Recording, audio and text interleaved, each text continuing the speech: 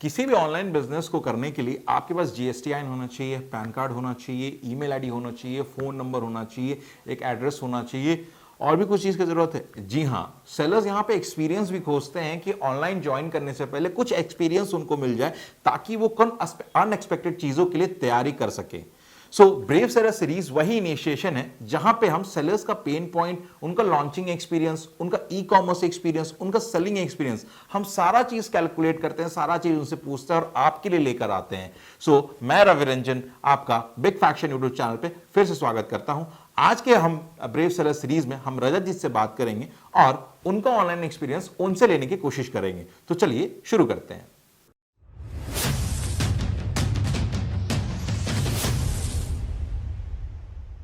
Hello viewers, नमस्ते। एक और हम ब्रेव सेलर सीरीज के साथ आए हैं जहां पे हम रजत जी से बात करेंगे, जिनका शो नेम राधे इंटरप्राइजेज है। और इनसे मुलाकात करके इनका ऑनलाइन जर्नी जानने की कोशिश करेंगे, इनका एक्सपीरियंस कैसा रहा, ये जब ज्वाइन किए तो इनको क्या चैलेंजेस फेस हुए, इनके प्रॉब्लम स्टेटमेंट्स क्या थे, बिजनेस जब चालू हुआ, ऑर्डर चालू हुए तब इनके प्रॉब्लम स्टेटमेंट्स क्या है, और करेंटली अपने को इनका डिवोशन है ऑनलाइन के प्रति कितना देख रहे हैं, फ्यूचर में कैसा देखते हैं अपना ऑनलाइन बिजनेस, सारी चीजें डिस्कस करेंगे। सो वीडियो के एंड तक बने रहिएगा। और तो चलिए शुरू करते हैं। तो Rajat sir, thank you so much join करने के लिए, एंड बिग फैक्शन की तरफ से आपको बहुत बहुत धन्यवाद कि आपने अपना कीमती समय निकाला और हमसे दो बातें करने के लिए आपने टाइम दिया। तो thank you sir, thank you so much for that. Thank you for inviting me. Thank you. Thank you, welcome sir, it's always an honour. So sir, my first question आपसे यही है कि सर आपने online journey कब start किया and क्या क्या factors से आप इन्फ्लुएंस हुए जो आपने डिसाइड किया कि let's do an online business? तो सर ऑनलाइन जर्नी मेरा जो स्टार्ट हुआ वो मैंने अक्टूबर 2020 में स्टार्ट किया। Before that I was working in a bank में था। अराउंड 10 साल मैंने बैंक में काम किया। उसके बाद मैंने अपना ये ऑनलाइन जर्नी 2020 में स्टार्ट किया, कोरोना काल में, जिस टाइम जब सब अपना बिजनेस बंद कर रहे थे, वो सब हो रहा था। उस टाइम मैंने अपना नया एक रिस्क लेके मैंने अपना वेंचर स्टार्ट किया था 2020 में, अक्टूबर 2020। तो जैसे कि आपने बहुत ही एक इम्पोर्टेंट टाइमलाइन को यहाँ पे रेफर किया है, 2020 एंड कोविड था उस समय सभी बिजनेसेस बंद था। हम सभी लोग देख रहे थे कि 2020 कोविड एरा से पहले और कोविड एरा के बाद ई कॉमर्स इंडस्ट्री में एक टाइमलाइन है 2020 ईयर का, और कोविड कहीं ना कहीं नाम आता ही आता है। सो कोविड के बाद से या ईयर 2020 के बाद से ई कॉमर्स इंडस्ट्री को और बूम ही मिला है। कोविड ने कैटलिस्ट की तरह काम किया जहां पे लोगों का ट्रस्ट ई कॉमर्स बिजनेस की तरफ और बढ़ गया है। ना ही सिर्फ प्रोडक्ट से रिलेटेड, एफएमसीजी सेक्टर्स में हम भी बात करें, ग्रोसरीज, बिग बास्केट, ये सब भी काफी बड़े अब आ गए हैं, इनके पास भी कस्टमर्स बेस बहुत है। तो आपने ये सब डिसीजन लेके, सर क्या कोविड की वजह से ही डिसीजन आपका था कि आप पहले से भी कुछ थॉट प्रोसेस डाल रहे थे? नहीं सर, बिजनेस का तो मेरा काफी टाइम से था, पर लेकिन वो एक होता है ना कि जो स्टेबिलिटी जॉब में रहती है, जो रिस्क फ्री जॉब रहती है, वो बिजनेस नहीं होता। तो वो जो था मेरा थॉट प्रोसेस तो था, पर लेकिन वो पुश होता रहता था कि चलो कितना हो जाए फिर करेंगे, ये गोल सेट हो जाए फिर करेंगे, ये अकम्प्लिश हो जाए टास्क फिर करेंगे, है ना। तो वो चीज़ वो डिले होती आ रही थी। तो बस कोविड के टाइम क्या कहते हैं, ब्रेनस्टॉर्मिंग करने का बहुत टाइम मिला, क्योंकि जॉब पे शुरू में तो जॉब घर से वर्क फ्रॉम होम काफ़ी रहा, तो उससे टाइम काफ़ी मिल गया। पहले जॉब में क्या होता है, टाइम नहीं मिल पाता था, नहीं कर पाता था क्या करना है। तो कोविड में मुझे वो टाइम काफ़ी मिला, तो आई रियलाइज़ कि नहीं यार, जॉब में फ्यूचर नहीं है मेरे हिसाब से, तो मुझे बिजनेस ही करना है, और अभी राइट टाइम है बिजनेस करने का, क्योंकि जैसे जैसे और लेट करता जाऊंगा रिस्पॉन्सिबिलिटीज बढ़ती जाएंगी, और जहाँ रिस्पॉन्सिबिलिटीज बढ़ती जाएंगी फिर आपको लगता है कि नहीं यार, एक सिक्योर इनकम तो आ रही है ना, रिस्क नहीं लिया जा सकता। तो बस मुझे लगा कि वो एक टाइम है कि एक्चुअली उस टाइम मेरा बेटा भी छोटा था, स्कूल भी नहीं आता, तो स्कूल की पढ़ाई का भी कोई बजट नहीं था, कोई खर्चा नहीं था। जब ये सब हो जाता है ना, फिर आपको लगता है कि नहीं यार, अब रिस्क नहीं ले सकते। तो मुझे लगता है कि अभी तो ये छोटा है, अभी मेरे पे इतनी रिस्पॉन्सिबिलिटी है भी नहीं कि मैं रिस्क ना लूँ। अभी परफेक्ट टाइम है मेरे लिए रिस्क लेने का। तो बस मैंने सोचा कि अब जॉब छोड़ के अपना बिजनेस स्टार्ट करते। तो मैंने सर जो बिजनेस स्टार्ट किया ना, मैंने प्योर बिजनेस ही स्टार्ट करा। मैंने पार्ट टाइम नहीं करा कि मतलब मैं जॉब भी करता रहा। फुल डेडिकेशन, डिवोशन आपने बिजनेस पे दे दी। जब तक जॉब करी मैंने जॉब करी, मैंने बिजनेस पे ध्यान, थॉट प्रोसेस चलता रहा, लेकिन उस पर कुछ काम नहीं करा। काम मैंने स्टार्ट करा अपना जॉब छोड़ने के बाद, और ये मैं सबको एडवाइस नहीं करूंगा कि ऐसा करें। बिल्कुल बहुत रिस्की है, बहुत ज्यादा रिस्की है। काफी सारे फैक्टर्स को ध्यान देना पड़ता है कि हम जो भी सेविंग्स है, उस सेविंग्स से हम कितना महीने तक हम अपना घर चला सकते हैं, ये सारी चीजें वर्स्ट फैक्टर्स आएंगे। सो इतनी आसान नहीं होती। तो it was definitely a big step. तो सर कैटेगरी एक बार मैं पूछना चाहूंगा ताकि ऑडियंस को पता चले कि हम कैटेगरीज किस कैटेगरी में यहाँ बात कर रहे हैं। मैं स्टार्टिंग से बताऊं अगर आपको, तो मैंने स्टार्टिंग जो करा था बिजनेस स्टार्ट, वो फ्लिपकार्ट पे करा था। और फ्लिपकार्ट पे मैंने जो ये रिलीजियस कैटेगरी होती है ना, जैसे ड्रेसेस मॉडल्स होते हैं, गॉड आइडल्स होते हैं, दिवाली डेकोरेशंस की आइटम्स होती हैं, मैंने उससे स्टार्ट किया था अपना। क्योंकि अक्टूबर में जैसे मैंने आपको बताया स्टार्ट किया था, उस टाइम अराउंड दिवाली के अराउंड ही मैंने अपना काम स्टार्ट किया था, तो मैंने उसी आइटम्स पे अपना काम स्टार्ट किया था। पर लेकिन अनफॉर्चुनेटली वो मेरा सक्सेसफुल नहीं रहा वेंचर, मतलब वो 2-3 महीने मैंने काम करा उसमें, पर लेकिन उसमें मुझे कुछ खास सक्सेस नहीं मिली, कोई खास ऑर्डर्स या कुछ टर्नओवर एक्स पर एक्सपेक्टेशन नहीं हुआ। उसके बाद सर मैंने आर्टिफिशियल ज्वेलरी में स्टार्ट किया। उसमें भी सर यही रहा कि कुछ सक्सेस हाथ नहीं लगी, बल्कि उसमें तो लॉस ही हुआ। जो मेरी इन्वेंट्री थी वो मतलब बिकी नहीं, वो तो मतलब अभी भी बड़ी है। Artificial jewellery is the toughest actually category sir to sell online, not only Amazon, to sell online. उसमें ना इमेजेस का बड़ा मुझे इशू आया, इमेजेस का। इमेजेस, क्योंकि उसकी इमेजेस क्लिक करके फोटोशॉप करके करना बहुत बहुत टफ था। और सर मेरा कोई ऐसा एक्सपीरियंस नहीं है कि आईटी वाला, मैं तो बैंकिंग में था, तो मुझे बहुत इशू आया उसमें। तो फिर मैंने सर 2021 में टॉयज कैटेगरी में स्टार्ट करा, खिलौने, और तब से लेकर अब तक मैं उसी में कर रहा हूँ, और भगवान की कृपा से वो सही चल रहा है सर। नहीं सर, तो डिसीजन आपका यहाँ पे बहुत सही था। मैं इस पे इससे ऐड ऑन करना चाहूंगा कि कोविड से पहले टॉयज या फिर भी चिल्ड्रन रिलेटेड प्रोडक्ट, स्टेशनरीज जो स्कूल से रिलेटेड जो भी होती है, या पार्टी प्रॉप्स जो बात करते हैं, वो फिर भी टॉप 10 कैटेगरीज में नहीं थी। कोविड के बाद से ये टॉप 10 कैटेगरी में आ गई है। जितने भी बच्चों के रिलेटेड उनके लाइक बुक्स हो गए, एंटरटेनमेंट आइटम्स हो गए, जो भी चीज स्कूल से रिलेटेड कुछ चीज हो गया, ये सारी चीजें, टॉयज हो गए, ये सारी चीजें अब उनके लिए, बिकॉज घर बैठे वो ऑनलाइन करते हैं, उनके लिए भी स्कोप ऑफ बिजनेस बहुत बड़ा हो गया। वो भी ऑनलाइन देख के बस ऐड टू कार्ट कर देते होंगे और शायद अपने फैमिली में मेंबर्स को बोलते होंगे मैंने ऐड कर दिया है, आप प्लीज इसको ऑर्डर कर दीजिए, ये जरूरत है। तो इस वजह से काफी ज्यादा बूम आया हुआ है। तो बहुत सही कैटेगरी सर आपने सेलेक्ट किया, बिकॉज ये कैटेगरी नॉन डाइंग कैटेगरी है। पेरेंट्स उतना इन्वेस्ट करने के लिए नहीं सोचते हैं जब उनके बच्चों पे बात आती है कि उनको बच्चों की खुशी आ रही है, तो वो उतना नहीं सोचते हैं कि महंगा या सस्ता, वो खरीद लेते हैं। थोड़ा माइंडसेट तो डेफिनेटली चेंज हुआ। तो सर ये बहुत सही कैटेगरी, हमेशा डिमांड में रहेगी। सर बिजनेस किस किस प्लेटफॉर्म से स्टार्ट किया सर आपने? अमेज़न से स्टार्ट किया, और किस किस प्लेटफॉर्म से, अभी किस प्लेटफॉर्म पे करंटली है सर? मैं बता रहा हूँ आपको, मैंने सर फ्लिपकार्ट से स्टार्ट किया जी। और 3-4 महीने स्टार्टिंग के मैं फ्लिपकार्ट पे ही रहा। क्योंकि मुझे स्टार्टिंग में ना अमेज़न पे अकाउंट बनाना थोड़ा सा टफ लगा, पता नहीं क्यों। अब मुझे इजी लगता है Amazon as compare to Flipkart, पर लेकिन स्टार्टिंग में मुझे उसका अकाउंट बनाना, उस पर लिस्टिंग करना एज कम्पेयर टू फ्लिपकार्ट थोड़ा टफ सा लगा। तो मैंने उस पर नहीं हाथ करा, मैंने सिर्फ फ्लिपकार्ट पे अपना स्टार्ट करा। मैंने जब टॉयज का अपना काम स्टार्ट करा था ना, एक्चुअली क्या होता है सर, देखो मुझे नॉलेज तो थी नहीं, मैं जैसे आपको बताया जॉब में था, और ऑनलाइन मार्केट प्लेस था मेरे, ना घर में ना कोई आसपास, ना कोई फ्रेंड, कोई नहीं था। तो मैंने जो थोड़ा बहुत सीखा भी था वो यूट्यूब, एज यूजुअल यूट्यूब से ही सीखा था। तो सर थोड़े बहुत फेलियर्स, स्टार्टिंग में जो फेलियर्स मिले, और यूट्यूब से सीख के इतना पता चल गया कि अगर आप सक्सेसफुल होना चाहते हो ऑनलाइन पे, ई कॉमर्स पे, तो आप प्राइवेट लेबल जरूर करें, एटलीस्ट अपना ब्रांड बना के बेचें। क्योंकि आप मेहनत भी कर रहे हो, और आगे अगर आप जेनरिक बेच रहे हो तो फिर वो आपको कोई पहचानेगा नहीं, मार्केट में आपकी एक पहचान नहीं बनेगी, है ना।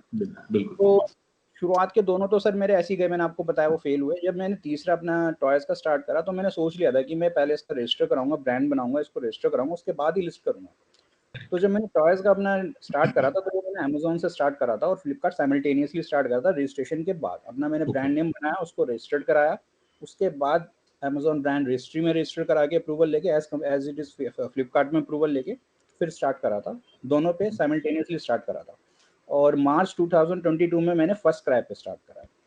ओके, 1 साल से मैं फर्स्ट क्राई पे भी हूँ। Good good, thank you for this detail.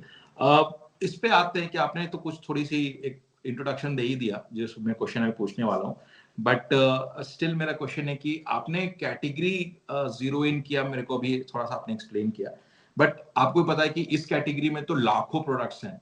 तो एक सबसे बड़ा चैलेंज आता है कि कौन कौन से आर्टिकल्स, कौन कौन सा इन्वेंट्री ऐड करें अपने लिस्ट में, वो डिसीजन आप कैसे बनाते हैं?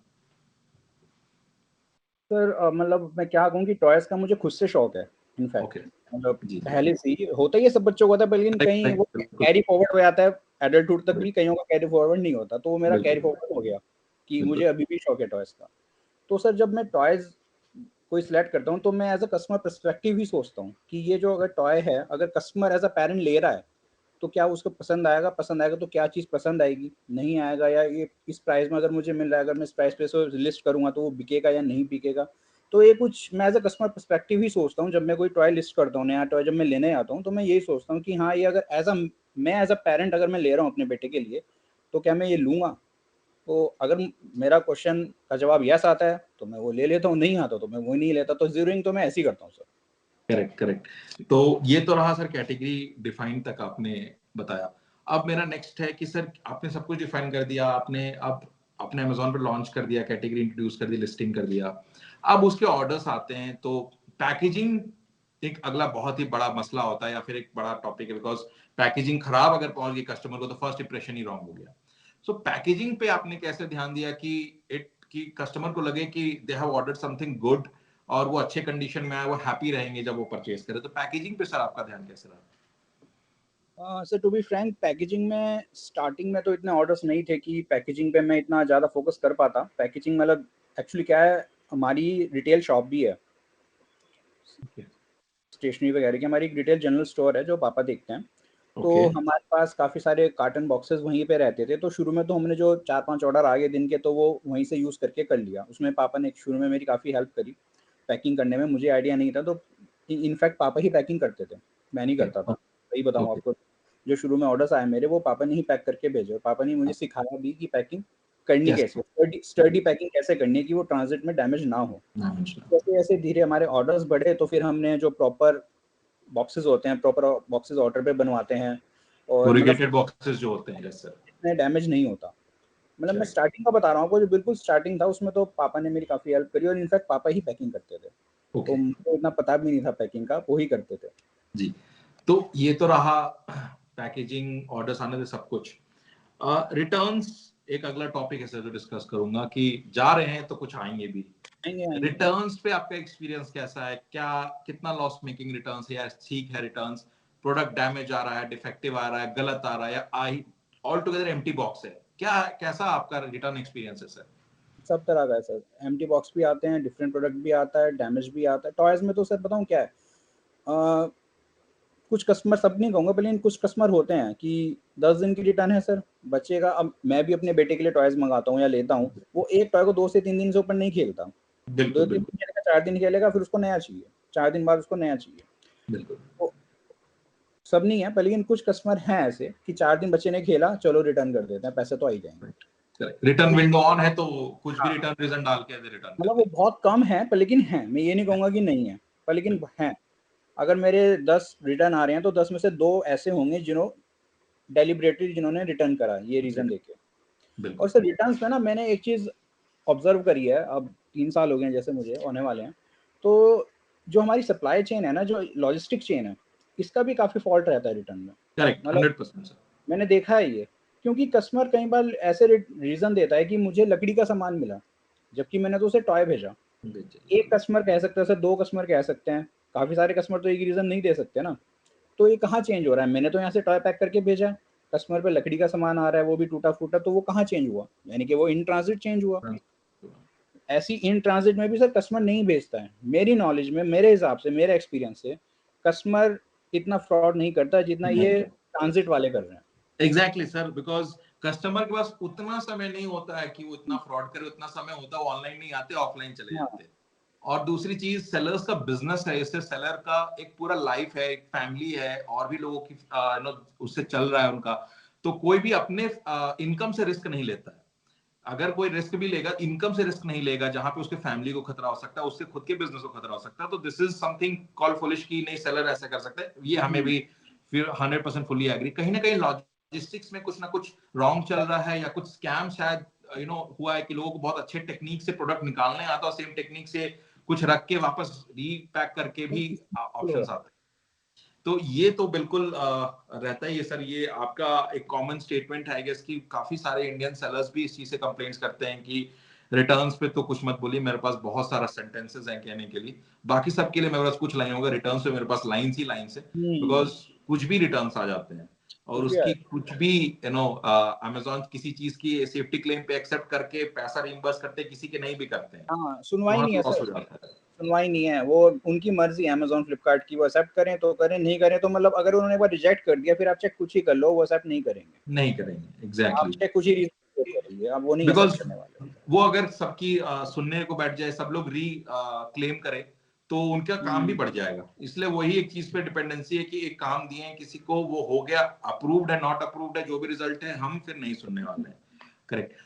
सर इतना अच्छा बिजनेस चल रहा है, जैसे ऑफलाइन भी है, आपके फादर साहब भी आपकी इतनी अच्छी हेल्प करते हैं, जैसा बताया, आपको आइडियाज भी दिए, तो वेबसाइट पे सर क्या थॉट है? क्या आपका वेबसाइट है या वेबसाइट बनाने सोच रहे हैं? उस पे सर कुछ वेबसाइट नहीं है मेरा, और वेबसाइट ना मैंने बनाया भी ये लॉजिस्टिक की वजह से नहीं है। मुझे ना इसका यही इशू था थोड़ा लॉजिस्टिक को लेके। मैं बीच में एक बार तैयार भी था, मैंने डोमेन नेम वगैरह परचेज कर रखा है वैसे जी। अपना डोमेन नेम परचेज कर लिया था मैंने, इसी रीजन में कि कहीं और कोई और ना कर ले, तो मैंने अपने ब्रांड से रिलेटेड डोमेन नेम तो परचेज कर लिया था जी। पर लेकिन मैंने उस डोमेन नेम की भी वेबसाइट इसलिए नहीं बनाई कि मुझे लॉजिस्टिक का भी कोई सोल्यूशन नहीं मिला प्रॉपर, कि जो लॉजिस्टिक। एक इनपुट मैं इस पे देना चाहूंगा सर, डेफिनेटली इस पे गो थ्रू कीजिएगा। शिप रॉकेट एक बहुत ही यंग स्टार्टअप है, 2 साल प्लस से ऑलरेडी वर्किंग है।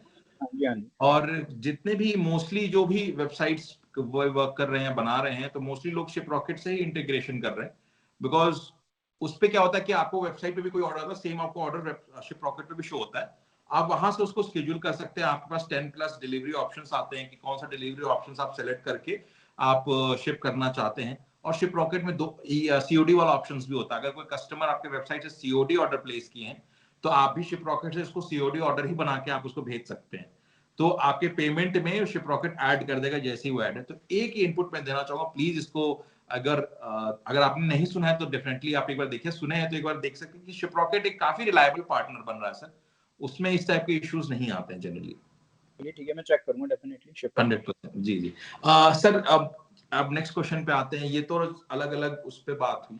आपके हिसाब से आपने अपने एक्सपीरियंस दिया कि लॉन्चिंग के लिए आपके लिए फ्लिपकार्ट बेस्ट था, बट अगर वर्किंग की बात करें, ऑपरेशंस की बात करें, अपने लिस्टिंग को इनहांस करने के लिए, विजिबिलिटी लाने के लिए, जो टूल्स हमको जिस प्लेटफॉर्म से मिलता है, वो कौन सा अच्छा प्लेटफॉर्म है सर? इस प्लेटफॉर्म पे तो बेस्ट टूल्स है कि आप अपना जो मर्जी चाहे अपने प्रोडक्ट के साथ कर सकते हैं, दिखा सकते हैं और ऑर्डर ला सकते हैं। ऐसा कौन सा आपको पोर्टल लगा?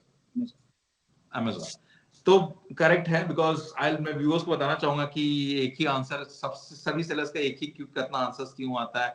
आप कूपन्स लगा सकते हैं, आप एड्स अलग अलग तरीके पर रन कर सकते हैं, बहुत सारे टूल देता है, बहुत सारे डील्स एंड प्रमोशंस हैं, आप कीवर्ड्स पे प्ले कर सकते हैं। तो बहुत सारे टूल्स हैं जो अदर ही पोर्टल्स, इमीडिएट कंप्यूटर फ्लिपकार्ट भी नहीं देता है। फ्लिपकार्ट भी सीपीसी एंड आरओआई पे ही वर्क करता है, उससे ज्यादा वो कुछ नहीं है। मीशो पे बात करें, मीशो एक सिंपल एड प्रोसीजर है, उस पे ही वर्क करता है। सो अमेजोन से बेस्ट अगर कोई प्रोडक्ट शोकेस कर सकता है, कोई ब्रांडिंग अपना कर सकता है, वो उससे अच्छा प्लेटफॉर्म नहीं बना है। वो तो है सर। इनफैक्ट तो Amazon पे आप एड्स जिस तरह से कंट्रोल कर सकते हो, उस तरह से किसी प्लेटफॉर्म पे नहीं कर सकते आप कोई भी एड्स कंट्रोल। प्लेटफॉर्म पे नहीं कर सकते, एग्जैक्टली। और एड्स भी सर प्रोडक्ट एड्स है, ब्रांड एड्स है, डिस्प्ले एड्स है, एक बहुत भी सारे, तरह हाँ। का एड्स नहीं, अब तो बहुत तरह के एड्स हो गए। आपको आप किसको रजिस्टर्ड ब्रांड है तो आप वीडियो से अब अपने को दिखा सकते टारगेट करना चाहते हो, किस पब्लिक, कैसी स्पेसिफिक पब्लिक को टारगेट करना चाहते हो, मतलब बहुत ज्यादा, मतलब मैंने तो मुश्किल से 10% भी नहीं एक्सप्लोर किया होगा, इतने टूल्स हैं Amazon पे कि आप हैं। अनलिमिटेड टूल्स हैं। अनलिमिटेड। तो एक बस आपसे लास्ट सवाल सर, आपका समय ज्यादा नहीं लूंगा। कि आपने मेरे को बताया कि आपने कैसे ज्वाइन किया। आप ऑलरेडी एग्जिस्टिंग बिजनेस में थे, सॉरी जॉब पे थे, एक इनकम आ रही थी, रिस्क फ्री आपकी लाइफ थी, बट आपने फिर भी सोचा कि नहीं ऑनलाइन जाते हैं। अभी तो आपने फ्यूचर ही देख के वो डिसीजन लिया, बट स्टिल एक यही क्वेश्चन पूछना चाहूंगा कि फ्यूचर में आप अपना ऑनलाइन बिजनेस को, अपना फ्यूचर करियर का कितना परसेंट आप देखते हो कि ये मेरा फ्यूचर का या करियर में इतना परसेंट ऑनलाइन ही मेरा रहेगा? वो कैसे देखते हैं सर फ्यूचर पे? सर सारा फ्यूचर अभी तो मैन्युफैक्चरिंग में सोचा है मैंने जाने का, पर लेकिन इट विल टेक टाइम, वो तो बहुत टाइम लगेगा क्योंकि टॉयज मैन्युफैक्चरिंग इतना इजी नहीं है इंडिया में करेक्ट अभी के करेक्ट सिनेरियो में। जी। बहुत सारी चीज़ें होती हैं उसमें, तो मेन तो सर जो मेरा एम है इन फ्यूचर का, वो मैन्युफैक्चरिंग का है कि अपना खुद का मैन्युफैक्चरिंग हम स्टार्ट करें, क्योंकि टॉयज का भी इंडिया में इतना इतने अच्छे अच्छे ब्रांड्स नहीं हैं पर लेकिन बहुत लिमिटेड, सारा भी हम करेक्ट चाइना स्टोर्स पे ही डिपेंड करते हैं। तो ऑनलाइन और मैन्युफैक्चरिंग दोनों को मिला के ही रहेगा sir future as of now. बिल्कुल। सो थैंक यू सर अपने इनपुट्स देने के लिए। आई गेस कि आप काफी ओपन रहे अपने इनपुट्स देने के लिए, अपने बारे में बताने के लिए। That is something great. आपने कुछ नहीं छुपाया। आपने कैसे स्टार्ट किया अपना बिजनेस, किस सिनेरियोज में स्टार्ट किया वो भी एक्सप्लेन किया, क्या गलती हुई, क्या परेशानी आपने फेस किया, आपका क्या एक्सपीरियंस रहता है ऑनलाइन ऑर्डरिंग एंड रिटर्न्स पे, everything covered. So thank you again and definitely sir next meeting भी आपसे करना चाहेंगे जहां पे हम लोग सेल्स पे बात करेंगे, थोड़ा सा और ग्रोथ की बात करेंगे, डेटा पे थोड़ा सा बात रहेगा और इस मीटिंग को हम लोग डेफिनेटली आगे ले जाएंगे। बट आज के लिए सर इतना ही, हमसे बने के लिए बहुत बहुत धन्यवाद sir. Thank you sir. Thank you so much, thank you very good mind sir, thank you. Same year sir, thank you. तो दोस्तों ये तो थे रजत जी जिन्होंने अपना ऑनलाइन एक्सपीरियंस हमसे शेयर किया। उम्मीद करता हूं आपको आज का एपिसोड ही बहुत पसंद आया होगा। फिर भी अगर आपके पास कोई क्वेरीज है या हम अपने एपिसोड्स में वो क्वेश्चंस नहीं लेके आ रहे जो आप पूछना चाह रहे हैं, आप प्लीज उसे कमेंट बॉक्स में जरूर मेंशन करें ताकि हम आने वाले हर ब्रेव सीरीज में सेलर्स को उस क्वेश्चन को इनपुट ले सके। और साथ ही साथ अगर आपने हमने चैनल को अब तक सब्सक्राइब नहीं किया है तो प्लीज हमारे चैनल को सब्सक्राइब करें, हमारे बेल आइकन को प्रेस करें जिससे आपको बिग फैक्शन के आने वाले हर नोटिफिकेशन आपके पास सबसे पहले आए। बिग फैक्शन से बने रहने के लिए धन्यवाद। Thank you.